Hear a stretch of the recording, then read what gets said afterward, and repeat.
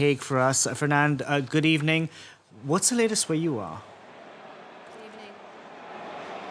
So I'm at the VVD, what was supposed to be our election party, but instead they saw 13 years of VVD rule crumble as the PVV doubled its take of seats from 17 in 2021 now to 35.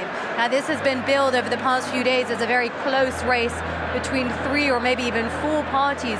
But these results show that there was no close contest in any way. The party where I am, the VVD, tumbled from 34 down to 23 seats. And the second biggest party is actually the Green Labour Party, led by Frans Timmermans. He came in with 26 seats. But what this all gives us is a bit of a mess, because forming a coalition, which is what these parties will invariably have to do, could be quite tricky with this result. The two parties that came out on top loathe each other, would never work together. And so for now, it is celebration time for Wilders. He just came on screen giving a speech. Press has not been allowed at his celebration party. Even the national broadcaster had to park a camera in front of the window of the cafe where he is celebrating. But after the party will come the headache of putting together a government with this result. What do you make of his initial comments since these results have trickled in? He said that Dutch voters have had their say and they clearly have had enough. He also is talking about returning the country to the Dutch. Well, this is, of course, rhetoric which seems to have really hit a nerve.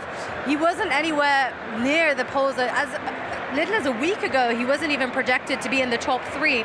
But then those TV debates came along and he had his moment. This, of course, a man with a lot of experience. He's been in politics for 25 years. He has this election toned down his rhetoric in order to be able to be allowed into government. For the longest time, a vote for the PVV meant you had no chance of him forming a coalition with anyone. But this election, with Mark Rutte gone, that door has been creaked open. Parties say that they will consider it. And it seems that voters feel that that is likely and therefore have voted for him. However, in practice, how this will work, I mean, he wants to decrease migration to 0. He wants to shut the borders. He wants to leave the European Union. He wants to end all military aid to Ukraine.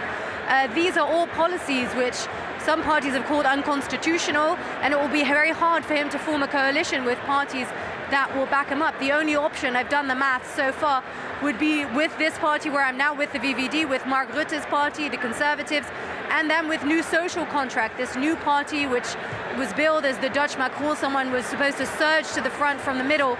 He is a bit of a kingmaker in this situation. He could throw his weight behind the left or the right.